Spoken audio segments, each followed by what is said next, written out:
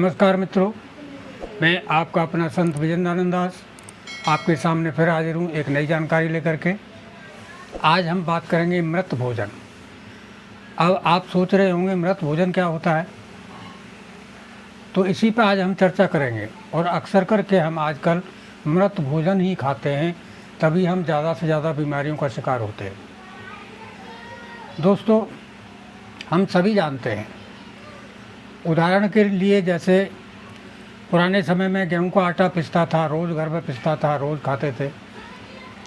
और वो एक हफ्ते बाद में उसमें काली काली सूरियां हो जाती थी अगर स्टॉक में होता था तो, और 15 दिन बाद में छोटे छोटे कीड़े हो जाते थे उसमें। इसका मतलब उसमें पौष्टिक तत्व थे। जब हमारे खाने लायक नहीं रहता था तब सूरी पैदा हो जाती थी, उनके योग्य रहता था, और जब उनके भी खाने लायक नहीं रहता था तो वो छोटे छोटे कीड़े पैदा हो जाते थे, उनके योग्य रहता था। आजकल हम 6-6 महीने का आटा खा रहे हैं, लेकिन उसमें कोई कीड़ा तक नहीं पड़ता है। इसका मतलब कीड़ा भी जानता है कि ये मेरे खाने लायक चीज़ नहीं है, लेकिन मनुष्य नहीं जानता। और जानता है तो समझने को राजी नहीं है कि इसमें हमारा कोई भी पौष्टिक तत्व नहीं है। इतने दिन तक आटे को नहीं रोका जा सकता। आटे को रोकने के लिए उसमें कोई न कोई केमिकल अवश्य प्रयोग करना पड़ेगा, जिससे वो सड़ने से बचे। तो इसी तरह की सारी चीज़ें जो पैक्ड फूड होते हैं और जो आपके चाइनीज होते हैं, फास्ट फूड होते हैं, ये सब फूड वही तो हैं जिनको केमिकलों द्वारा सड़ने से रोकने के लिए बचाया जाता है। कुछ फूड तो ऐसे हैं जिनमें आटा ही सड़ाया जाता है पहले, तब वो तैयार होते हैं।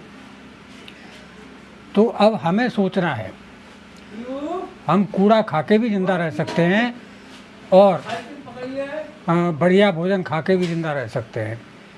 अब हमें ज़िंदा रहना है या जीवन जीना है, ये हमारे अपने ऊपर बात है।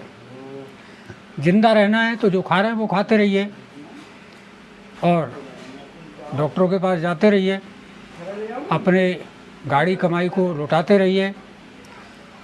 क्योंकि अगर हम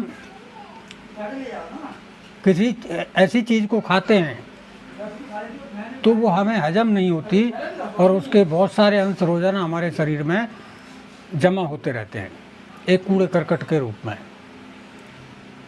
ये खाना जो हमारे मुंह से लेके और बड़ी हद तक पचने का काम करता है। माफ़ी चाहता हूँ, लाइट चली गई थी और अभी भी लाइट नहीं है, तो मैं वीडियो पूरी कर रहा हूँ।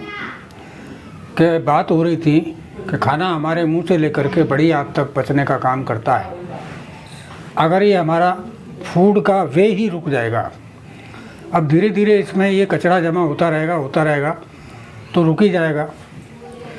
उदाहरण के लिए आप एक प्लास्टिक का पाइप ले लीजिए और उसमें से कचरा पास कीजिए, तो वो धीरे धीरे करके पाइप के अंदर लेयर जमा होती रहेगी। एक न एक दिन वो बंद हो जाएगा तो क्या उसमें पानी पास होगा? पहली बात।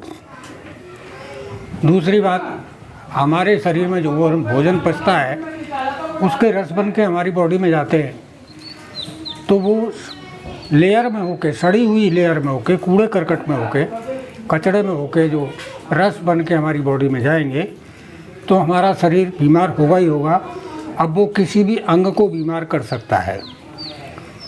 तो इसलिए मैंने कहा इस भोजन को मृत भोजन।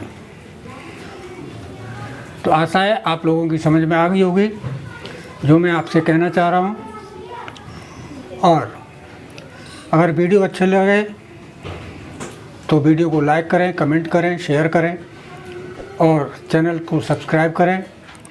आज के लिए बस इतना ही। अगली वीडियो लाएंगे हम जीवित भोजन क्या होता है इसके ऊपर।